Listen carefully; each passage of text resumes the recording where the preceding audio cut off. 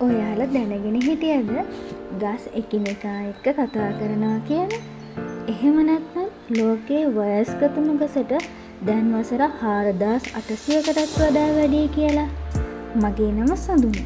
ඔයාලා හැමෝම ආදරයෙන් පිළිගන්නවා මගේ channel එකට.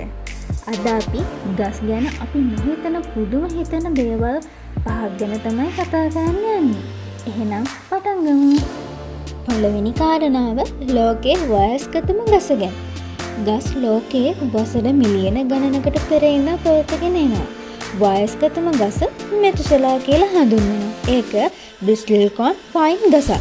වසර 4800කටත් වඩා පැරණි මේ පයින් ගස ඇමරිකාවේ කැලිෆෝනියාවේ තමයි තියෙන්නේ.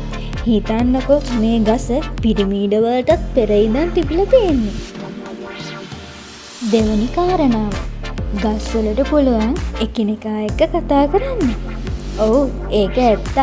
ගස් එකිනෙකා එක්ක මුල් හා රසායනික සංඥා හරහා කතා කරනවා. එක් ගසක් ශුද්‍ර ජීවියෙක් විසින් ආක්‍රමණය කළොත් ඒ ගස මීටර ගණනක් ඈත ඉන්න අනෙක් ගස්වලට තනතුරු හඟවනවා.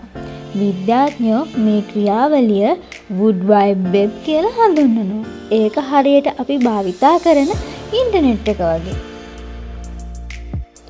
තුන්වෙනි කාරණාව කෙසෙල් ගස ගසක් නෙවෙයි. මොකද්ද මං ඒ කිව්වේ කියලා ඔයාලා පුදුම වුණා නේද? කෙසෙල් ගස් වගේ පෙනුනට ඇත්තට මේ ගස් නෙවෙයි. ඒවා යෝධ ඔසුවක් ලෙස තමයි සලකන්නේ. නැත්නම් giant herbs ලෙස තමයි සලකන්නේ. මොකද ඒවාට සැබෑ දවමේ ලී රටාවක් සහිත කඳක් නැහැනේ. කෙසෙල් කඳ හැදිලා තියෙන්නේ කෙසෙල් කොළ තදින් එකිනෙකා වටා සර්පිලාකාරයකට ඇසිරිලා. හතරවෙනි කාරණාව තමයි එක ගසකට පුළුවන් මිනිස්සු 4 දෙනෙක්ව ජීවත් කරන්න.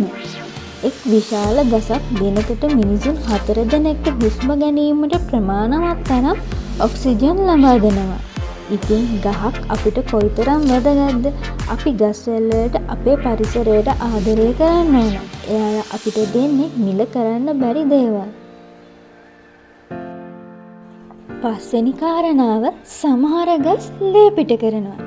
ඔයාලා දැකලා ඇති ගසේ කඳේ පොත්තට හානියක් වුණොත් එයින් ඇලෙන සුළු යුෂක් පිට වෙනවා.